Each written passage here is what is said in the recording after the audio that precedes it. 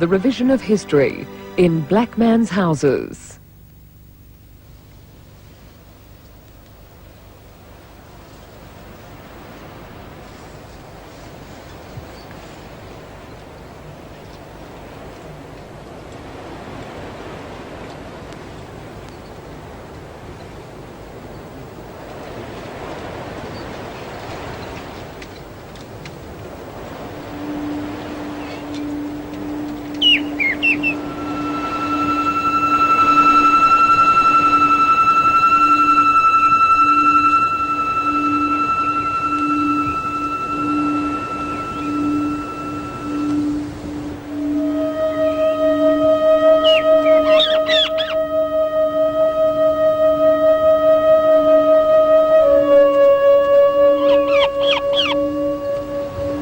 It was the story of this cemetery which first brought me to Flinders Island. A cemetery cut cleanly, almost surgically, in two. On one side, the well-tended plots of white pioneers and their descendants. On the other, the neglected graves of Aborigines. Somewhere under these thistles are the unmarked burial sites of people who were the subjects of an experiment which took place here long ago.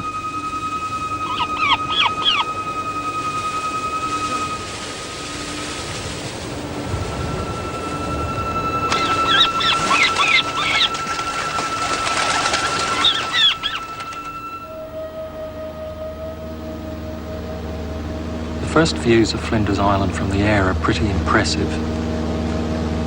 A short hop from Tasmania, it feels a long way from anywhere.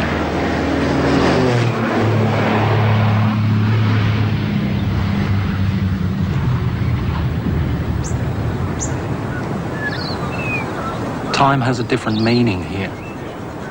No one locks anything, and wherever you look, sheep and cattle graze contentedly across soldier-settler farms.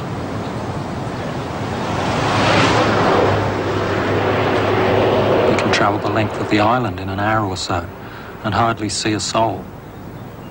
Even on the main street of Whitemark, it's not exactly hustle and bustle. As I began to meet people, I realised that, of course, these were only first impressions. Come back here! Hold on, don't pull it. I've got a commander here.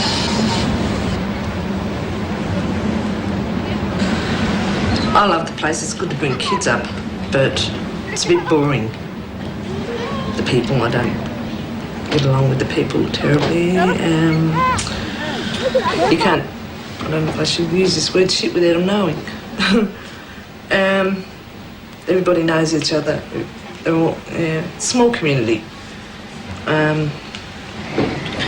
Plus, I'm a mother with 2 children, a sole parent. I'm a black fella. You know, it's just, I don't fit in real good.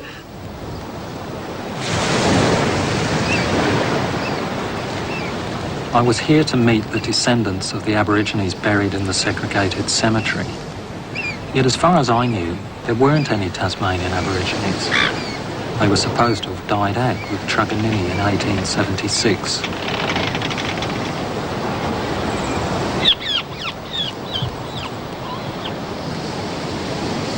When we grew up, we were not known as Aboriginal people. We didn't know the meaning of the word. We grew up as half-caste and niggers. That's how we grew up. Not being the Indigenous people or Aboriginal, we were niggers and half-caste. The people on the island would whisper and say, she's a half-caste. She's a half-caste. It didn't worry me to a point, but you still think about it. People say, why did you do this? Why did you write a book? Well, I said to them, I've had a lot to put up with too. On the island, I said, go down there, you think you were smart, you'd be looking pretty or think you look pretty, and somebody tell me,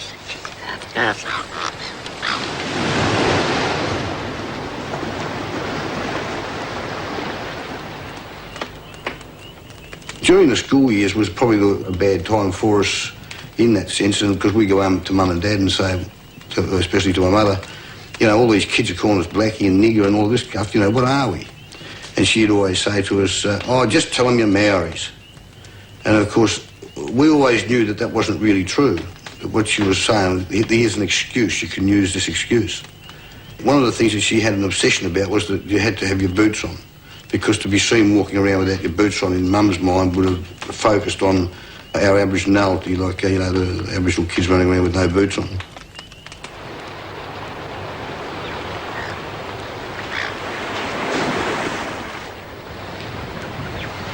I always felt fairly comfortable at school, but we were also made to feel differently. When I won the Aboriginal bursary to go away to high school, that was a time in my life when I was made to feel different, that there had to be a special program set up for Aboriginal people, whilst at the same time, in the very same school that gave me the opportunity to further my education, they were telling me that Truganini was the last Aboriginal, and it becomes confusing. On the one hand, they're calling you Aboriginal, on the other hand, they're trying to take that identity away from you.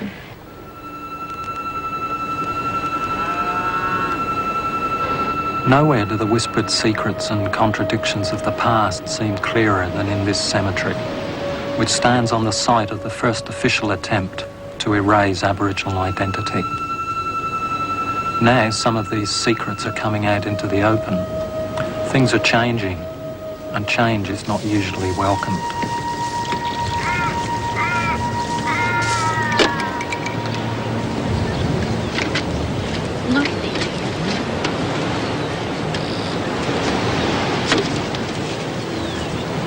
George planted the roses to start with, and we gradually added to them a few at a time, you know. We've got 60-odd roses now. And what was George's connection with Waibalina? Well, he's buried here, for one. But no, we live here, and we've lived in this community all our lives, and this was our natural place to come. And his uncle, or his great-uncle, Robert, he leased the whole of this after the Aboriginals left. Well, in fact, he practically leased the whole island, but he leased it, all this area. What do you think about the changes in attitudes in the Aboriginal community? Well, I think it's a wicked, wicked shame. I mean, nobody thought anything about splitting up from them. They were just part of the community, welcomed as part of the community, treated as part of the community. Some of them, of course, have always got a little chip on the shoulder, but of course they'd have that no matter where they lived. But on the whole, some of my best friends were Aboriginals, or what they call Aboriginal. How did they regard themselves in those days? They were just part of the community. Nobody, if you said they were half-castes or black or anything, oh, that was an insult. No one ever thought of them as that.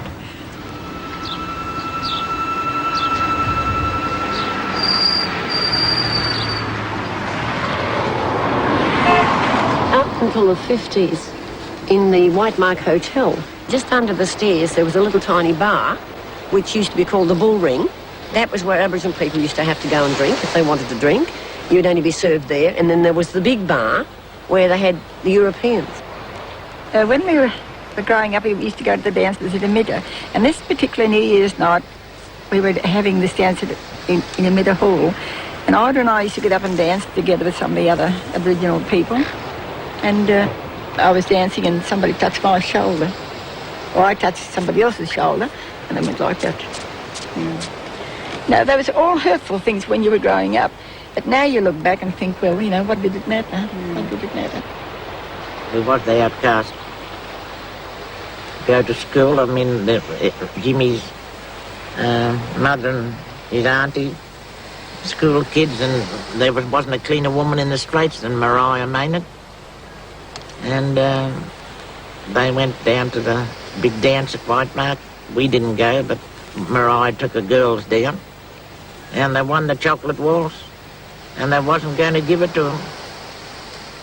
But our teacher, which was, the one woman out of 100, and that was Dolly Barry, She walked the floor. She just told the MC that had to be passed over to those girls, and it was passed over.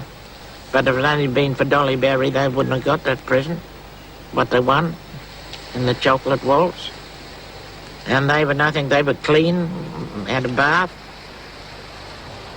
Nothing wrong with those girls. As I remember, my family were very firmly put in their place, and they remained in that place.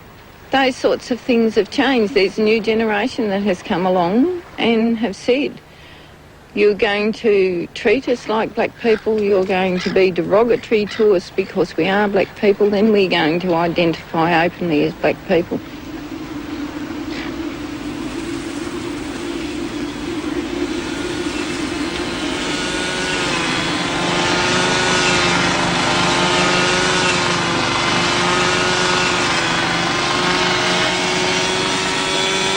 Members of the Aboriginal community are determined to recover their past.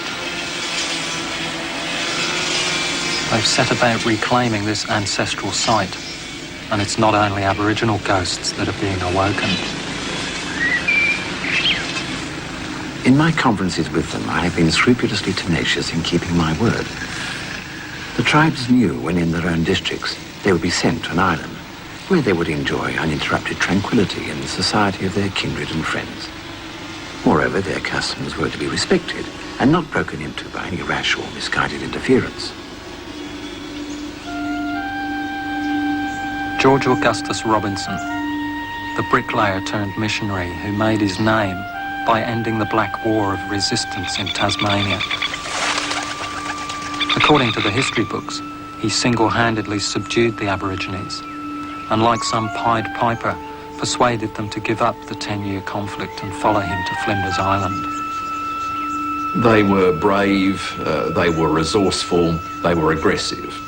Now, all of a sudden, the story goes, these people became docile. They once were tigers, and then they became kittens. And this one man was able to sweep them up and drive them off the island without using any force. It is a most improbable interpretation when you consider it in that way. It's much more likely that the Aborigines decided that politically it was time to move from conflict to negotiation. Truganini was a guide who helped facilitate these negotiations in the bush. She was 16 at the time. One of the chiefs involved was Manalagena, guerrilla fighter and politician, and an important ancestor to the Aboriginal people I was meeting on Flinders Island. I think they, in many ways, were tricked. I don't think the conditions that they were promised in the bush were delivered. While they were in the bush, they still had power. They had power because they were a threat to the Europeans. Had they known to ask for a written treaty in relation to ownership of land, like Flinders Island, I think it's very likely they would have got those written promises. And I think they expected a verbal agreement to stick. 300 Aborigines, the survivors of an original population of 20,000, were dispatched to transit camps in Bass Strait. Only 200 made it to Flinders Island, the final destination. By the time Robinson arrived in 1835 to take charge of the settlement at Waibelina, he seems to have forgotten the promises made in the bush. I regard the Aboriginal establishment as an experimental institution to develop the latent intellect of the Aborigines and obliterate the odium attached to them by the settlers. I do hope ere long I shall be able to prove to the world that these people are not that degraded race as they have been represented. Robinson's vision of a new lifestyle for the Aborigines came straight from the East End of London. The only building still standing at Waibelina is the restored chapel, an ironic monument considering the promise of cultural autonomy. Just as in English villages, the church and the steeple are the central part of a settled society, so the chapel on Waibalena was the physical manifestation of an Aboriginal people settling down and becoming farmers, becoming educated, respecting the Bible and praising God.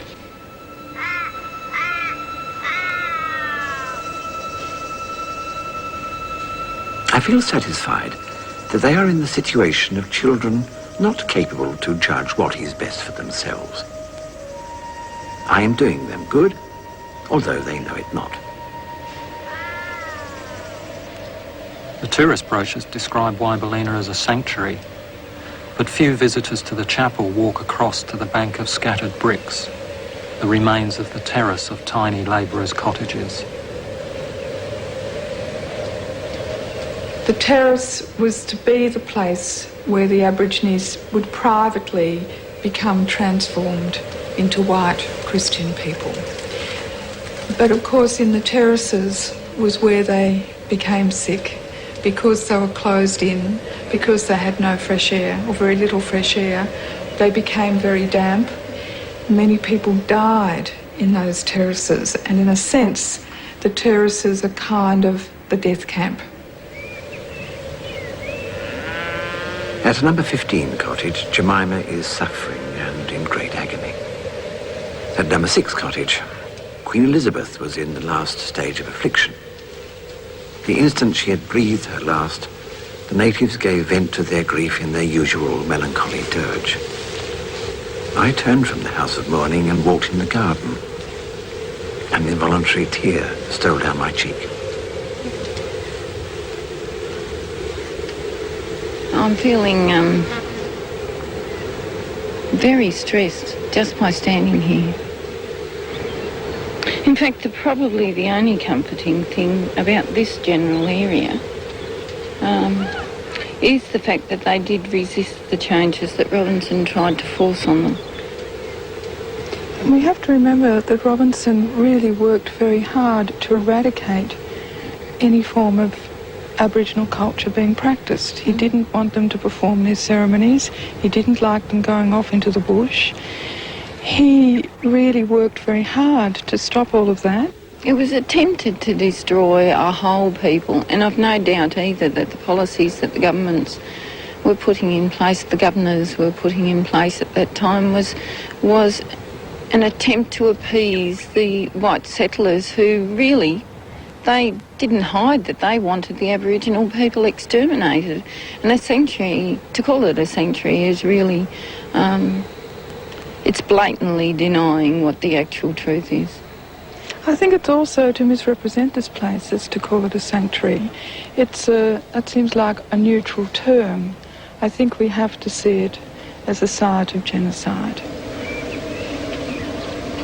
Friday the 4th of December, 3 p.m, a female Aboriginal came to my quarters and said the Chief Melanagena was dead.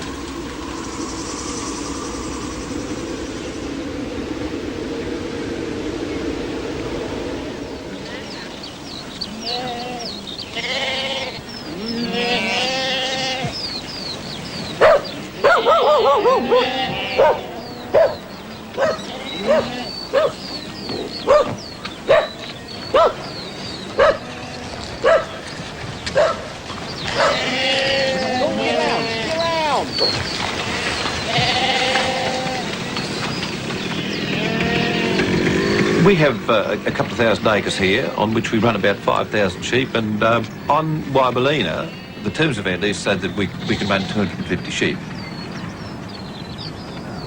And old George Augustus Robinson, certainly I knew nothing about him. I wasn't taught anything about him at school, but down here he is does become a character of major significance.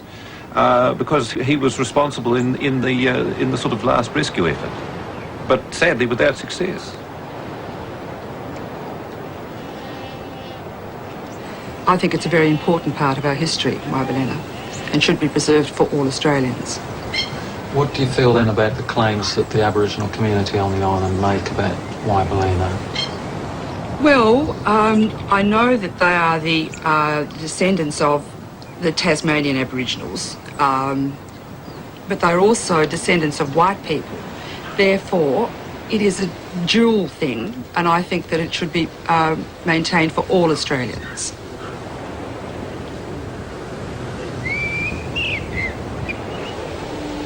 Saturday, 5th of December, wind east. We selected a place for Manala Genna's grave in the burying ground and marked the spot. He was buried in the afternoon of this day, all the officers and natives attending.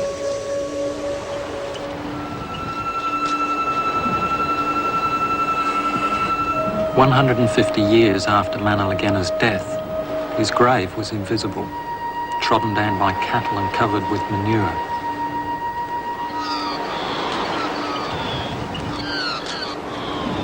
The Aboriginal community fought for 5 years to get their burial ground fenced off. Waibelina also became the subject of a land rights claim.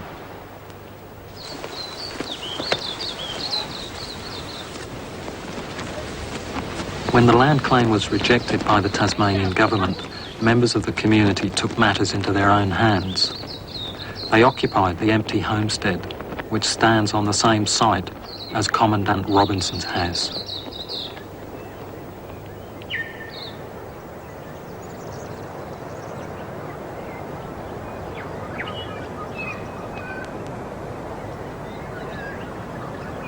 Here it is.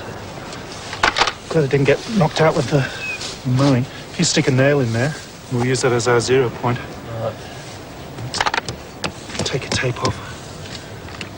The Aboriginal community has recruited expert help in finding the exact location of the graves of their kin.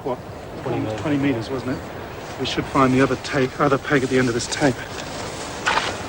To me, this search seems bound up with the affirmation of their own identity and their right to recognition.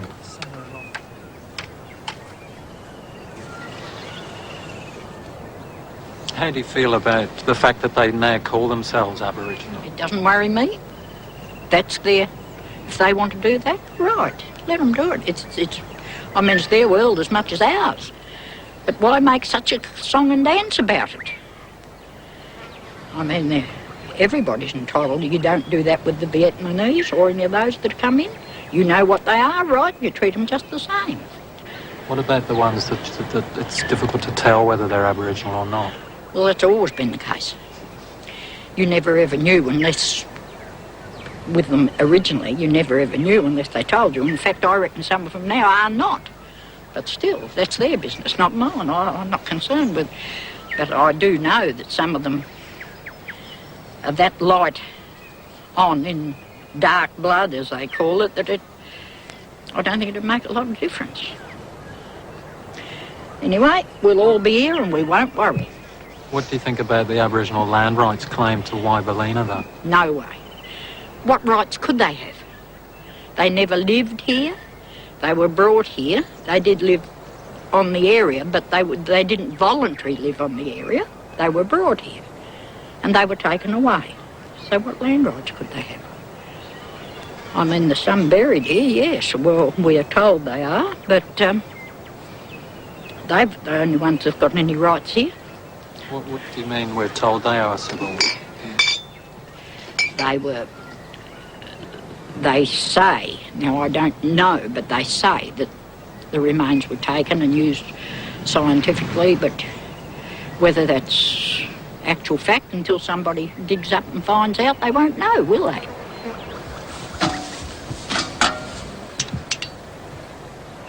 $286.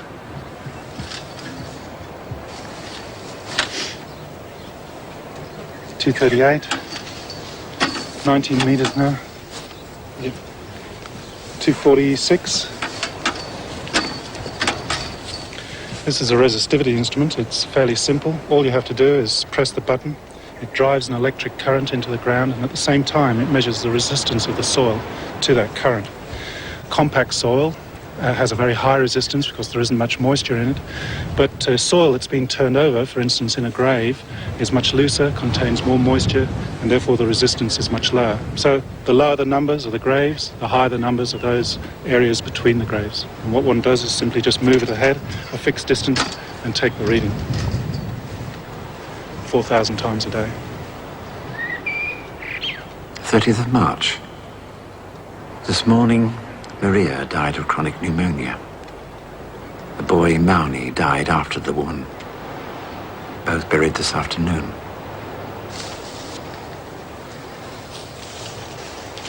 $257.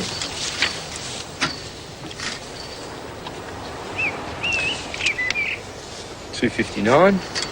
Saturday the 18th. 19 metres. 10 a.m. attended the post-mortem of Queen Elizabeth. She died from an affection of the lungs. Had a fine view of the carotid artery. 268. It was amazingly tough and required strength to sever it. The Governor and Lady F solicited me for curiosities. Also a skull of an Aboriginal. About 17 metres. It's hard to remind oneself that Robinson's plan to save the Aborigines was advanced thinking for the time. During the winter of 1837, the people were dying at the rate of one a week. 299. Robinson's chart of the burial ground records the dead and the positions of their graves. The death toll reached 150 before it was finally acknowledged that the Waibalina experiment had failed. 335. Robinson was promoted to Chief Protector of the Aborigines in Victoria. In 1847, the survivors, 47 in all, were moved to Oyster Cove, an abandoned convict station on mainland Tasmania. Here they were virtually left to die. Scientists, the new advanced thinkers, hovered over them, waiting to get hold of the skulls of the people they thought were the missing link. Truganini was the last to remain, and when she died in 1876, the official belief was that the race was extinct.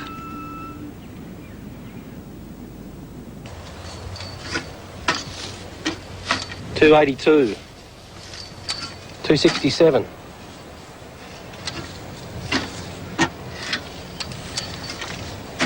Right, 10 metres. Yep. $273.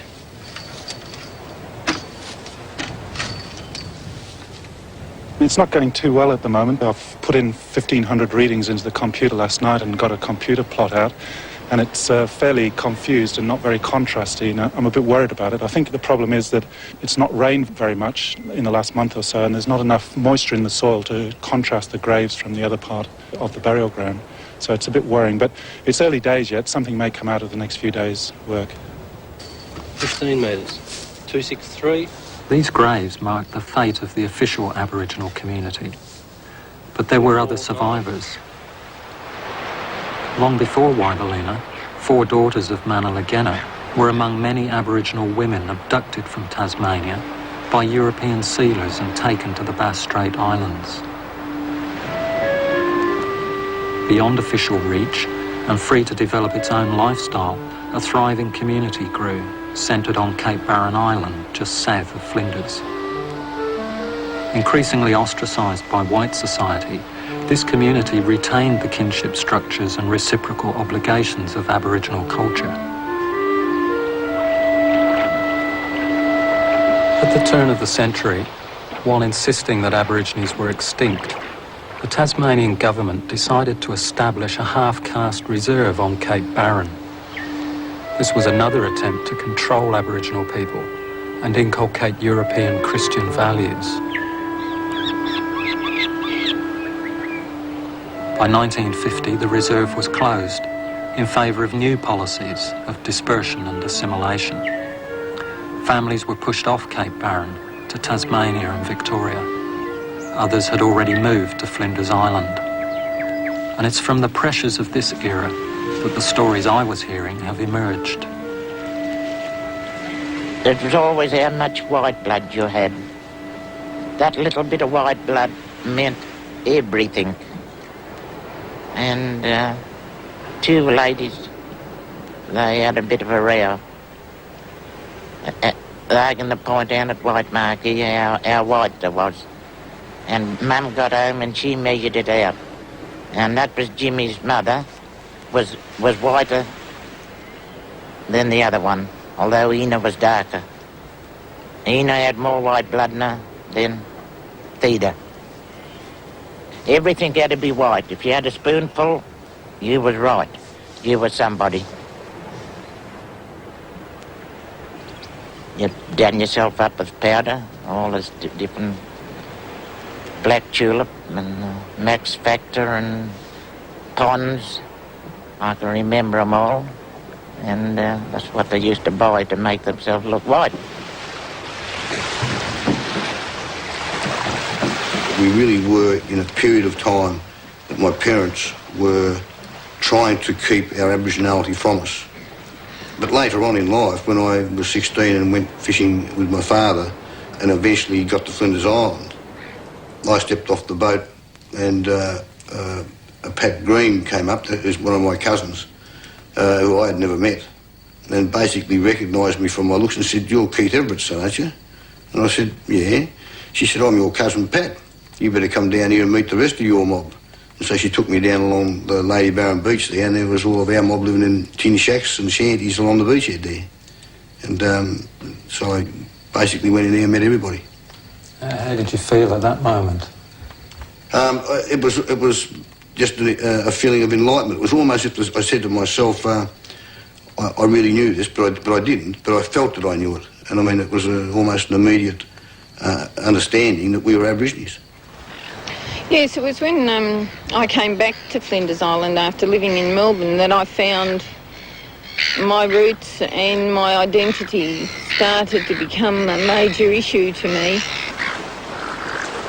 When I started going out with Chris, who is my husband and was one of the soldier settler farmers' sons, it caused all sorts of problems, both from his family's point of view and the other soldier settlers around the place, that I, an Aboriginal person, should dare to become emotionally involved with one of their people. My father-in-law said to me that I couldn't any longer be Aboriginal because I was now a Matson, and Matsons weren't Aboriginal, and that was it. It was at that stage that I decided that I had to revert to my maiden name and remain a Green in order to keep my identity.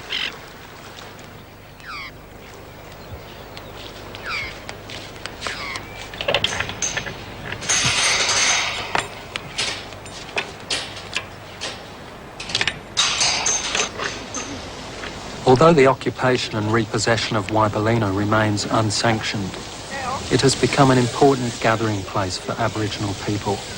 This is a community of relations, and the significance of their claim to this site stretches far beyond Flinders Island. It's all about recognition of us as a people, of our sovereignty.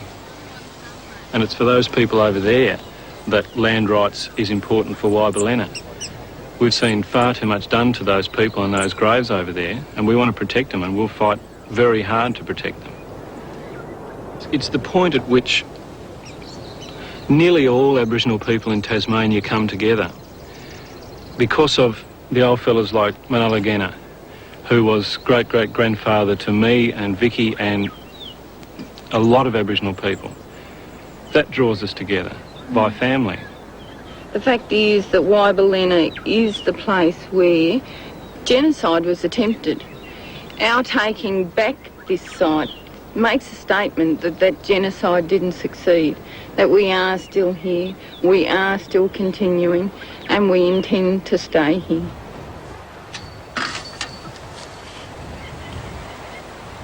$335, $257. 570, 575, 575, 580, 85, 85, 85, I sell him. 585. Up there. On land. While times may be hard for the descendants of the white pioneers and soldier settlers on Flinders Island, their livelihoods are not unsubsidised. And yet these people repeatedly impressed on me their theory that the introduction in the 70s of financial assistance to Aboriginal communities explains the black renaissance in Tasmania. 520, 100. 420 a minute, 20 yard, 25. What people on Flinders feel is that there's not a lot of Aboriginal blood, if you can put it that way, left in the people of Cape Barren Island, you know, what they used to be called Cape Barren Islanders, that they are predominantly white, and I think they're a little upset that perhaps they are now denying their white ancestry and just claiming the black ancestry because it is financially advantageous.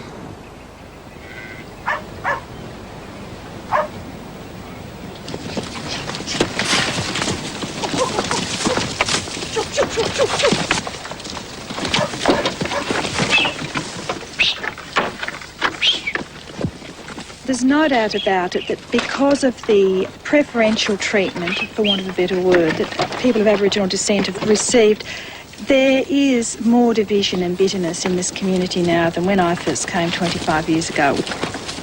And you don't feel that a bit of preferential treatment doesn't do any harm given the 200 years of Yes, but not such good treatment? Maybe preferential treatment does not necessarily need to be in the form of money. Maybe it can be in the form of education, not only of people of Aboriginal descent, but certainly equal opportunity. I agree with that. But isn't it money and land? Isn't that what's important to people? That's very much a European value. Certainly it shouldn't be an Aboriginal one, I wouldn't have thought. Australia has this idea that Aborigine equals an old fella running around with a spear, with one leg up and a loincloth on. And they don't realise that cultures can change, and contemporary Aboriginal Australia is a very diverse and rich culture and society. We don't have to stand around in the bush on one leg with a spear. Doesn't mean we're not black. In fact, it's very hard to find out how many Aboriginals we have got on the island, but a very large proportion of them have got blue eyes and fair hair. Also, a lot of people who are accepted by the Aboriginal community have no Aboriginal ancestry. And that's, that's a fact. So... To be accepted, and in fact, it's not a bad idea. I've often thought about it, but all you've got to do is to be accepted by the local Aboriginal community, and if they say 3 times I accept, you're in. I think. I'm not really sure. I haven't checked that one out in great detail, but it's sort of vaguely of that's the way that it sort of happens.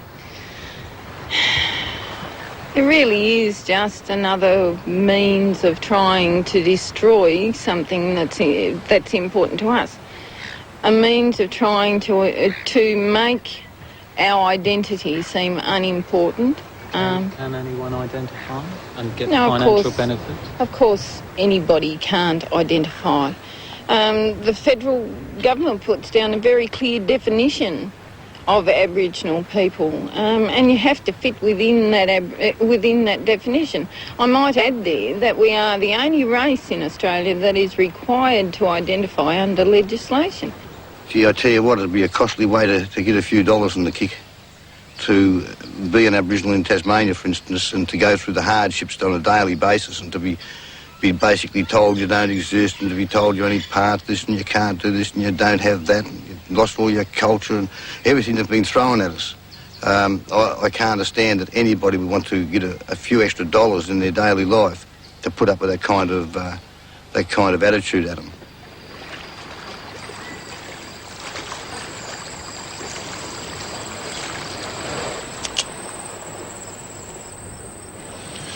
Up here on the computer, I've got a plot of the cemetery. And you can see how it prints up a map from those grey levels, and you can actually see there the graves showing up. Like an echo sounder. It's almost like an echo sounder, or an X-ray of the soil. It's fascinating. And this one here is actually Manalagena's grave. That one there. That one there. Robinson made a list of all the deaths at the settlement, and what I've done is I've taken a tracing off Robinson's old 1838 chart of the Aboriginal burial ground and traced it over and laid the tracing actually on top. And you can see that Robinson's tracing fits fairly well. In fact, it's probably better. It's better in this one where I've actually drawn Robinson's positions of his graves actually on the resistivity chart, and you can see that. Oh, that's great. They're here now. So with a bit of luck, because Robinson numbered all his graves and named them, we should actually be able to name each individual who's buried in these graves. And if you want, you can sort of position them on the ground and mark them if you want to. Well, if Don can name them, you know, we can name the graves. We know who's where. Well, it's wonderful. And interestingly enough, I mean, just looking at these graves up in this side, they look fairly crisp, whereas if you look further down, on this printout here, it's fairly confused. And I think there's something happening here, and I don't know what it is, and it could be, one of the reasons it could be like that is that it was robbed in the late 19th century.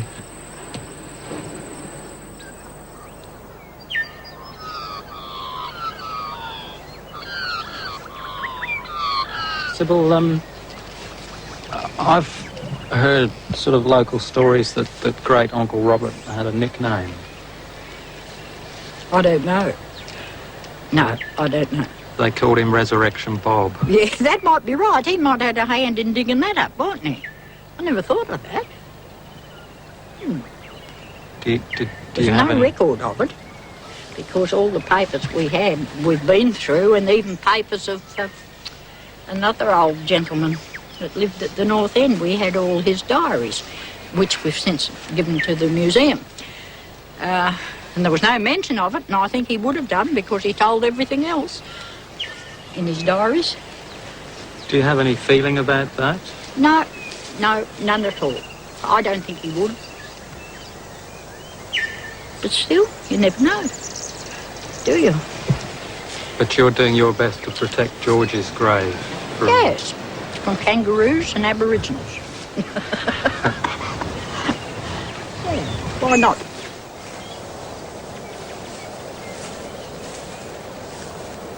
I always felt that there have to be justice done. That was always in my mind, that they couldn't just wipe the slate clean, because it wasn't clean. It was a pretty muddy, dirty one. And it's no good on these people here saying any different. I mean, they can't help it if they're relatives of those people, the same as they laughed about our lot. We can't help if they were cannibals or the speared or whatever they did. We've had to take it for my 70 years. I've had to take that and look at them. Why can't they live with it? Now I'm back into our cemetery, or some of our cemetery anyway. They'd feel a lot better in another couple of years' time if that was all cleaned up there. They'd feel better. They've always tried to hide it. I don't know the reason why. Something's being done. I mean, that doesn't worry us. We don't feel awful towards them. We'd share with them. We feel better with them. But they just want to. And it makes me really mad when someone will come here and they'll tell them, and they'll go away and write a book and say, no Aborigines there, there never was there. Only what the few they brought from Tasmania. But it doesn't matter where they were brought from, they were there. They were there a long time, and they still are here.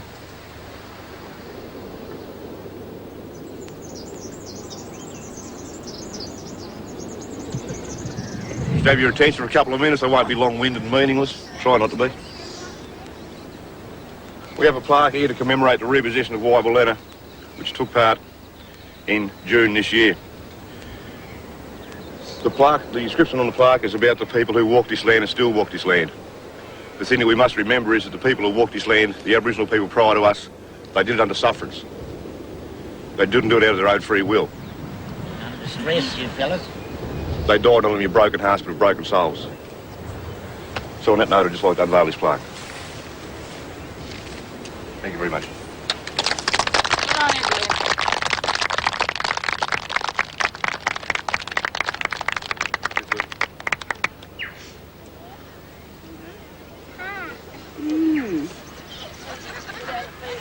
That's for all the Aboriginal people. I can see. Can you see that? Oh, that's Just that on the way.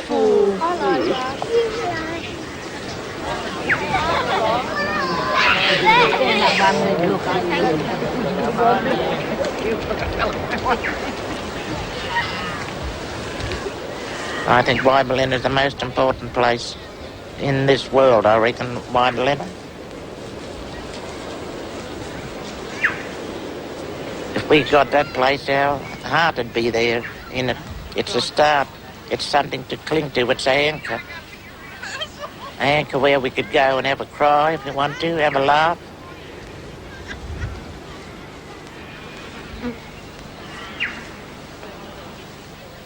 Well, I'd die happy if I was in my right senses when I was dying. I mean, if that was given over in the next couple of years, or the sooner the better, or some of it, I'd say to Jimmy, or I'd call him up and say, well, I'm dying happy, and I'm ashamed that Keith wasn't alive to be with me.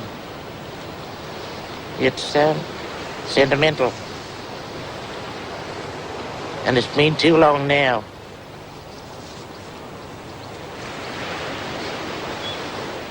The time it was passed over.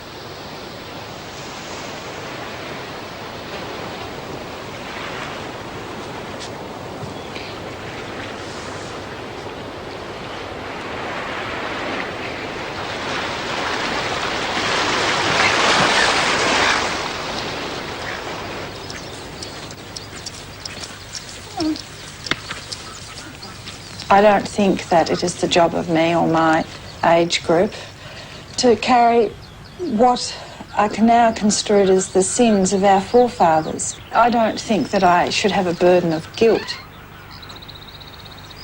I'm sorry for what happened. I genuinely am. And I think that what happened at Wyberlina was a blot in our history, and it would have been better if it hadn't have happened. But here I am, sitting down in 1991, looking at what happened in 1830. So I've got the benefit of 130 years of hindsight.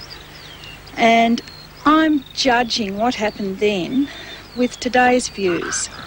What happened, probably what George Robinson did, was well-intentioned. So I find it hard to malign what he did now and say that I personally have a debt and I must make reparation. It's not a question of feeling guilt or being responsible in that sense. It is a matter of agreements between governments, and there's no doubt in my mind that the colonial government had an agreement with the Aborigines that Flinders Island would be their new homeland, and that current Tasmanian government is a success government and should, I think, accept some of the responsibility for carrying out those agreements made so long ago. It's quite clear that the colonial government took the view that this would be the reserve, which was compensation for the giving up of the mainland of Tasmania.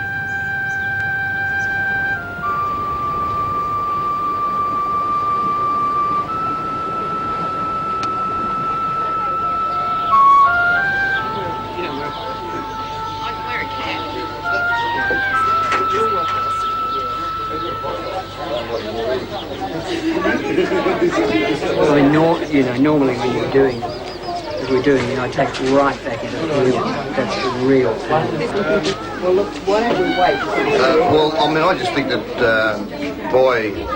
by taking down, what it really does is cater to what white people have put to us, in stereotyping what Aboriginal people should look like.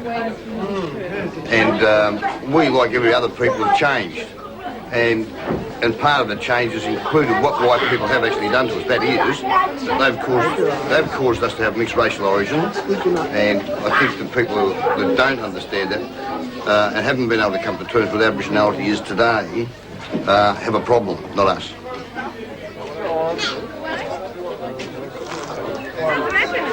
It's not a statement about our Aboriginality. I have no doubt whatsoever in my own Aboriginality. I see it just as part of the costume. And in those days, it's a fact the Aboriginal people had black skins. Aboriginality is a feeling within. The colour of the skin matters little.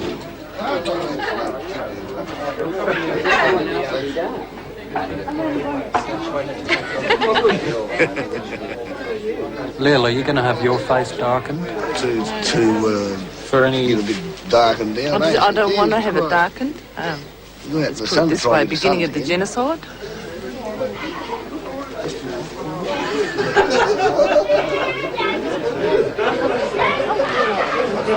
Right?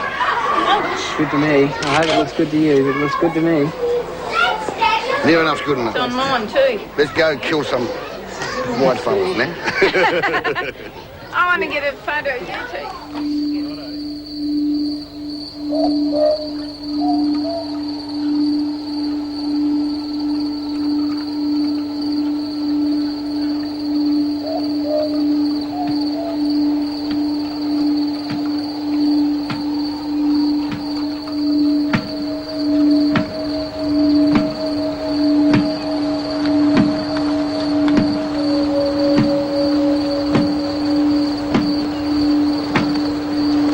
After school, about 9 p.m, the natives proceeded to the burial ground.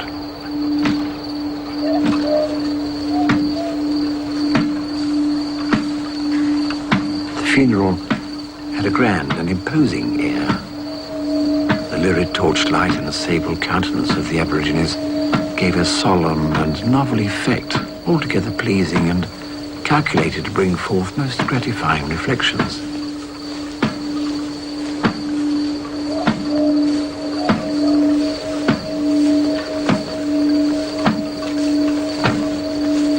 The sad mortality which has happened among them since their removal is a cause for regret. But after all, it is the will of Providence. And better they died here, where they are kindly treated, than shot at and inhumanly destroyed by the depraved portion of the white community.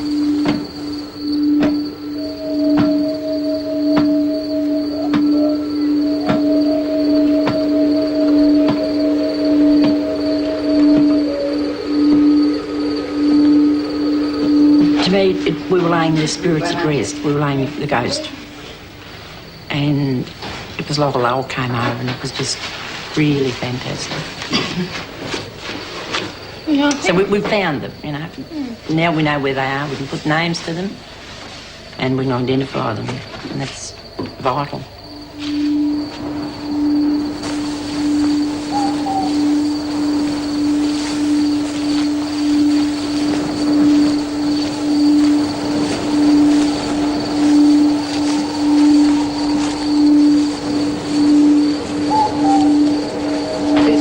An awful lot of pressures on us over the years, and now we've got a place where we can come and leave those pressures behind, and that's good for all of us. And yet it was a place that was supposed to be a sanctuary for your people, and they died.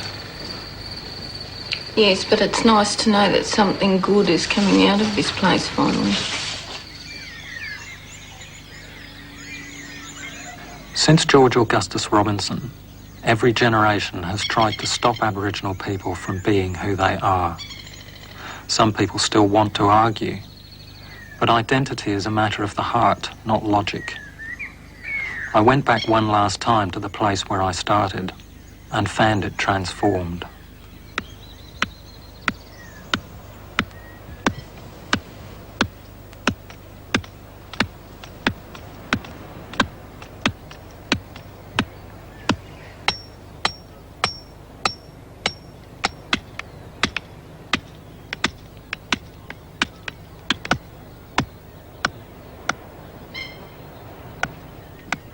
I was a little bit amazed that this machine could actually pinpoint these graves at all. Manalaguina's grave's important to me, of course, because, you know, he's my main ancestor going back 6 generations. It's really good to know when you can put the name on a grave, especially of somebody who was important in the survival of Aboriginal people at the time. So, you know, he was a clever old devil, and I'm pleased that we know where his actual gravesite is. So which grave have we arrived at here? Manalaguina's.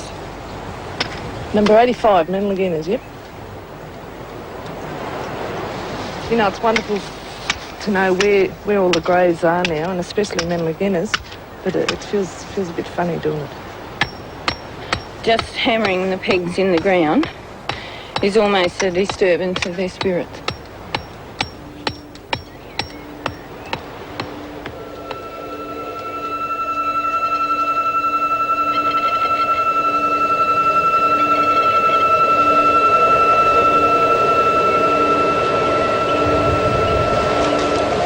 The old fellas now know we're here to look after what is left. No, we're here to look after what is left. It's just that simple.